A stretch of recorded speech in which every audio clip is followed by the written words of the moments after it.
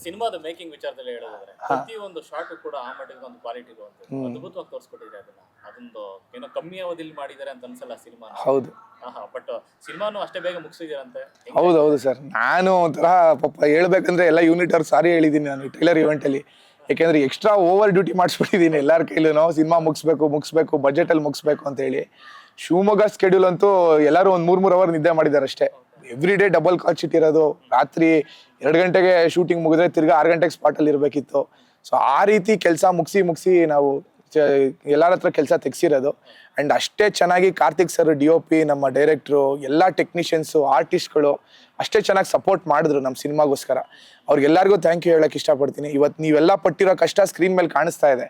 Arjun master ಅಷ್ಟೇ fight sequence ಅಲ್ಲಿ ಅವ್ರು ಕೊಡ್ತಾ ಇದ್ದ ಕಷ್ಟಕ್ಕೆ ನಾನು ಮತ್ತೆ ನಮ್ಮ ವಿಲನ್ ಬೈಕೊಂತ ಇದ್ವಿ, ಏನೋ ಯಪ್ಪ ಅವ್ರು ನಮ್ ಸಾಯಿಸ್ಬಿಡ್ತಾರೆ ಇವತ್ತು.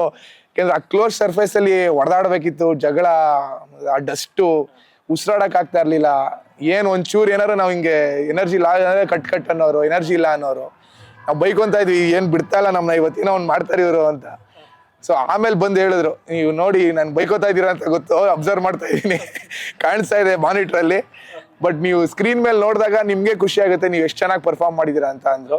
ನಾವು ಎಲ್ಲ ಕ್ಲೈಮ್ಯಾಕ್ಸ್ ಫೈಟ್ ನೋಡಿದಾಗ ಅನ್ಕೊಂಡ್ವಿ ಎಷ್ಟು ನ್ಯಾಚುರಲ್ ಆಗಿದೆ, ಇಬ್ರು ರಿಯಲ್ ಆಗಿ ಕಿತ್ತಾಡಿದ್ರೆ ಯಾವ ರೀತಿ ಇದೆ ಅಷ್ಟು ಚೆನ್ನಾಗಿ ಬಂದಿದೆಯಲ್ಲ. ಒಂದು ರೋಪ್ ಶಾಟ್ ಇಲ್ಲ, ಒಂದು ಡ್ಯೂಪ್ ಇಲ್ಲ, ಅಂದ್ರೆ ಬೆಡ್ ಎಲ್ಲೋ ತುಂಬಾ ಕಮ್ಮಿ ಯೂಸ್ ಮಾಡಿರೋದು ಅಷ್ಟೇ.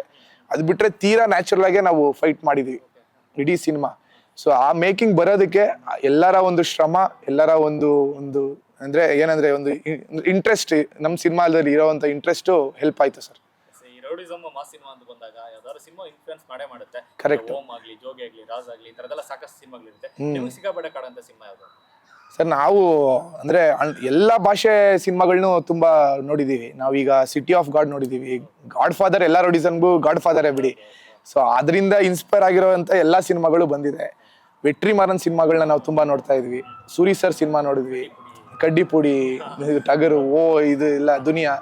ಸೊ ಎಲ್ಲ ಫ್ಲೇವರ್ ಈಗ ಇವ್ರು ನಮ್ಮ ರಾಮ್ ಗೋಪಾಲ್ ವರ್ಮಾ ಸರ್ ಸಿನಿಮಾಗಳನ್ನ ನೋಡ್ತಾ ಇದ್ವಿ ಯಾವ ರೀತಿ ಇದೆ ಅಂತ. ಸೊ ಎಲ್ಲಾ ಸಿನಿಮಾನ ಅಧ್ಯಯನ ಮಾಡಿ ನಮ್ಗೆ ಈ ಸಿನಿಮಾ ಮಾಡೋದಕ್ಕಾಯ್ತು. ನನಗೆ ಪರ್ಸ್ನಲಿ ಇಷ್ಟ ಆಗೋದು ಅಂದ್ರೆ ಸಿಟಿ ಆಫ್ ಗಾಡ್ ಇಷ್ಟ ಆಗುತ್ತೆ, ವೆಟ್ರಿ ಮಾರನ್ ಸರ್ದು ವಡ ಚೆನ್ನ ಇಷ್ಟ ಆಗುತ್ತೆ, ಆಮೇಲೆ ಧನುಷ್ ಸರ್ದು ಪುದುಪೇಟೆ ಇಷ್ಟ ಆಗುತ್ತೆ.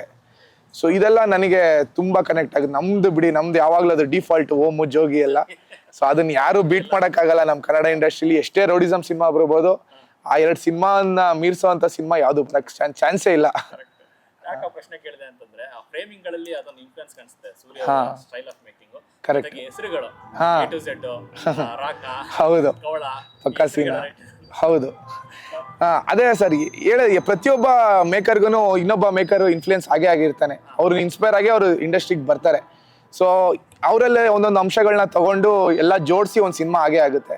ಸೊ ಆ ಒಂದು ನಿಟ್ಟಿನಲ್ಲಿ ನಮ್ಮ ಡೈರೆಕ್ಟರ್ ಚೆನ್ನಾಗಿ ಹೋಮ್ವರ್ಕ್ ಮಾಡಿದ್ದಾರೆ. ವೆಟ್ರಿ ಮಾರನ್ ಅವ್ರನ್ನ ಇನ್ಫ್ಲುಯೆನ್ಸ್ ಆಗಿ, ಸೂರಿ ಸರ್ ಇನ್ಫ್ಲುಯೆನ್ಸ್ ಆಗಿ, ಇನ್ನು ಬೇರೆ ಹಾಲಿವುಡ್ ಮೂವೀಸ್ನೆಲ್ಲ ಇನ್ಫ್ಲುಯೆನ್ಸ್ ಆಗಿ ಸಿನಿಮಾ ಈ ರೀತಿ ಬರೋದಕ್ಕೆ ಅವಕಾಶ ಆಯ್ತು.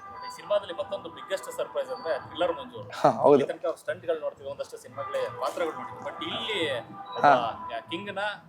ಕಿಂಗ್ ಮೇಕರ್ ಆಗಿ ಬಂದ್ರು. ಕರೆಕ್ಟ್. ಆ ಪಾತ್ರ ತಗೊಂಡಾಗ ಅವ್ರಿಗೆ ಹೇಳಿದಾಗ ಏನಂತ ಹೇಳಿದ್ರು? ಅವರು ಸ್ಟಾರ್ಟಿಂಗ್ ಪಾತ್ರದ ಬಗ್ಗೆ ಹೇಳಿದಾಗ ತುಂಬಾ ಖುಷಿ ಆಗ್ಬಿಟ್ರು. ಯಾಕೆಂದ್ರೆ ನನಗೆ ಯಾರು ಈ ತರ ಪಾತ್ರ ಕೊಟ್ಟಿರ್ಲಿಲ್ಲ. ಸುಮ್ಮನೆ ಏನೋ ಒಂದು ಇಲ್ಲ ವಿಲನ್ ಪಾತ್ರ ಕೊಡೋರು, ಇಲ್ಲ ಪೊಲೀಸ್ ಪಾತ್ರ ಕೊಡೋರು. ಈ ತರ ಒಂದು ಮೆಂಟರ್ ಪಾತ್ರ ನನಗೆ ಯಾರು ಹೇಳಿರ್ಲಿಲ್ಲ ಅಂತ ಹೇಳಿ ಫಸ್ಟೇ ಫುಲ್ ಎಕ್ಸೈಟ್ ಆದ್ರು ಅವರು. ಆಮೇಲೆ ಅಷ್ಟೇ ಚೆನ್ನಾಗಿ ನಮಗೂ ಜೀವ ತುಂಬಿದ್ರು ಪಾತ್ರಕ್ಕೆ. ಯಾಕೆಂದ್ರೆ ನಾವು ತುಂಬಾ ಹುಡುಕ್ತಾ ಇದ್ವಿ ಆ ಪಾತ್ರಕ್ಕೆ ಯಾರು ಸೂಟ್ ಆಗ್ತಾರೆ, ಆ ವಯಸ್ಸು ಆಗಿರೋರು ಬೇಕು, ಅಂದ್ರೆ ಒಂಥರ ಆ ಮಾಸ್ಟರ್ ಫೀಲ್ ಬರಬೇಕು, ಒಂದು ಮೆಂಟರ್ ಫೀಲ್ ಬರಬೇಕು ಅಂತ. ಸೊ ಫೈನಲಿ ನಮಗೆ ಕಾಣಿಸಿದ್ದು ಥ್ರಿಲ್ಲರ್ ಮಂಜು ಸರ್. ಯಾಕೆಂದ್ರೆ ಥ್ರಿಲ್ಲರ್ ಮಂಜು ಸರ್ ನಾವು ಅವಾಗ ಚಿಕ್ಕ ವಯಸ್ಸಲ್ಲಿ ನೋಡಿದ್ರು ಈಗಲೂ ಹಾಗೇ ಇದ್ದಾರೆ. ಅಂಡ್ ನೋಡಿದವ್ರಿಗೆ ಅನ್ಸುತ್ತೆ ಅವರೊಬ್ರು ಮಾಸ್ಟರು, ಒಬ್ರು ಮೆಂಟರು ಅನ್ನೋ ತರ ಫೀಲ್ ಆಗುತ್ತೆ. ಸೊ ಕರೆಕ್ಟಾಗಿ ಪಾತ್ರಕ್ಕೆ ಅವರು ಸಿಕ್ಕಿದ್ರು ನಮಗೆ. ಅಷ್ಟೇ ಚೆನ್ನಾಗಿ ಆಕ್ಟ್ ಕೂಡ ಮಾಡಿದ್ರು ಸಿನಿಮಾದಲ್ಲಿ. ಅದರ ಹಿನ್ನೆಲೆ ಹೇಳೋದಾದ್ರೆ ಅವ್ರ ಪಾತ್ರದ ಹಿನ್ನೆಲೆ ಅಂದ್ರೆ ಈಗ ಎಲ್ಲ ಒಂದು ಫೀಲ್ಡ್ಗೆ ಬರೋ ಹುಡುಗರಿಗೆ ಒಬ್ಬ ಗುರು ಇರ್ತಾನೆ, ರೌಡಿಸಮ್ ಹೇಳ್ಕೊಡುವಂತ ಗುರು ಇರ್ತಾನೆ, ಫೀಲ್ಡ್ ಹೆಂಗೆ ಅಂತ ಒಬ್ಬ ಗೈಡ್ ಮಾಡೋನೊಬ್ಬ ಗುರು ಇರ್ತಾನೆ. ಸೊ ಆ ರೀತಿ ನನಗೆ ಕುಮಾರಿ ಅವರು ನನ್ನಲ್ಲಿ ಏನೋ ಒಂದು ನೋಡ್ತಾರೆ. ಸೊ ಅದು ಅವ್ರಿಗೆ ಇಷ್ಟ ಆಗುತ್ತೆ. ಸೊ ಆ ರೀತಿ ಗೈಡ್ ಮಾಡ್ಕೊಂಡು ಬರುವಂತ ಒಬ್ರು ಗುರುಗಳು.